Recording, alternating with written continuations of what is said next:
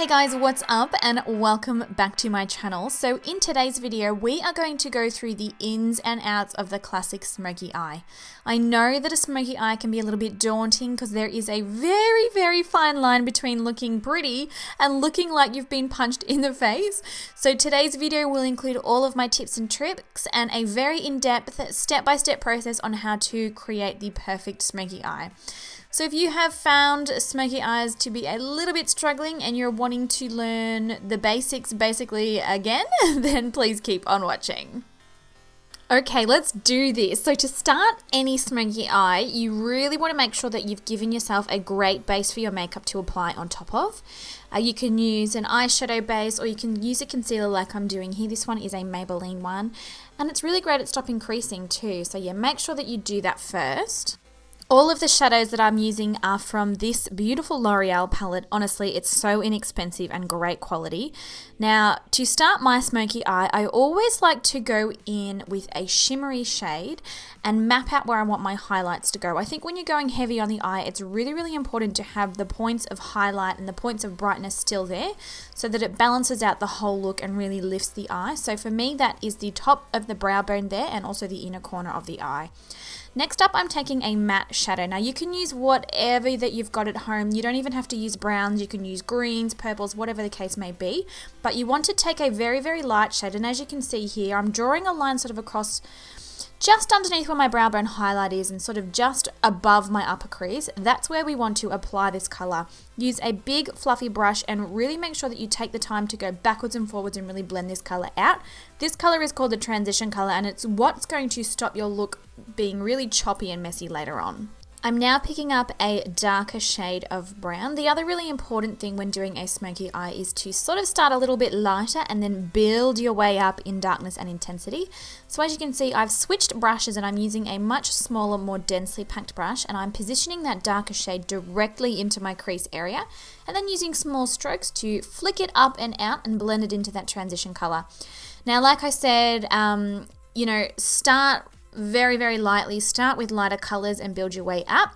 I'm taking my time to do this really properly. I'm going back into the palette, picking up some product, applying it, blending it out, then doing it again. Continue to repeat this process until you've got the desired intensity of the shade and the desired darkness. A smoky eye doesn't always have to be super dark. You can do it on the lighter side of things, but just make sure that you really concentrate and spend heaps of time blending, basically until your arm feels like it's going to fall off, because if your arm doesn't feel like it's going to fall off, you have not blended enough.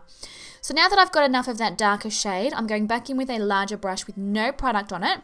And I'm basically just going to really use windscreen wiper motions and circular motions through the crease to ensure that that is really well blended out. Now picking up a shader brush, I'm picking up that same dark color that we used directly through the crease and I'm going to pop that onto the mobile lid, just using patting motions, going step by step, building up the darkness and the intensity. And then after I'm done applying this one, I'm actually going to take the blending brush again and make sure that I blend that color up into the crease color as well. I've used natural shades of brown because I feel like it's a really easily achievable wearable look for most skin types, but like I said, any color that suits your fancy will be perfect. Mauves, purples, a really beautiful maroon smoky eyes are always amazing. So just use whatever suits your eye color, your skin tone, and your outfit. It really is your choice at the end of the day. And as you've seen me do also, I'm taking very small brush strokes and kind of dragging that shadow up towards the outer tip of my brow there. This sort of gives the eye more of a winged effect and more of an elongated shape. I'm picking up the black from the palette now and I'm just using that same shader brush and I'm smudging that one very close to the lash line.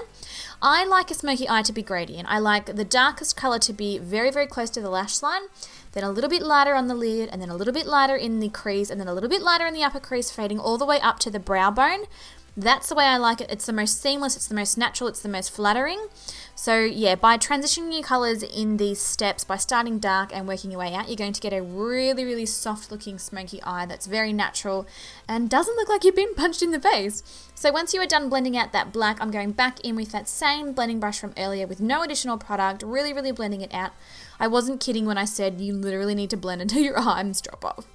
Now, the other thing that is super important about a smoky eye is that we need to balance out the lower lash line as well. If we're all drama on the upper lashes and on the lid and then nothing down below, it can look a little bit wonky and just a little bit not quite right. So I'm taking a mix of those dark brown shadows and black shadows through the lower lash line and really taking time to buff them in. You want them seamless and you want the edge of the shadow to blend in the outer corner of the eye and connect with the upper corner as well. And spend a really good amount of time doing this so that you do get a really smoky and hazy effect. Now taking a felt tip eyeliner, and I'm only tightlining today. If you wanted to do a big wing, go for it, girl. You do you.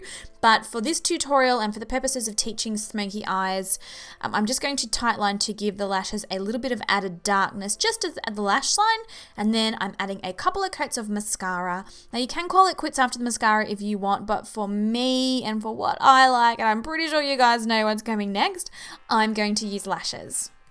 Now, if you're a bit of a newbie when it comes to wearing false lashes, perhaps you find them uncomfortable, they irritate your eyes, or you've just never really tried them, I would recommend trying these Ardell Demi Wispies. As you can see, they're still they're halfway between like glam and they're halfway between natural. So they're the best of both worlds and they're super comfortable to wear, super easy to apply. They're just a really great option if you're not so used to wearing strip lashes. Now, I want to line the lower waterline to give the eyes that extra dimension, that extra bit of smokiness. And to do that, I'm actually going to use a brown kohl pencil as opposed to a black.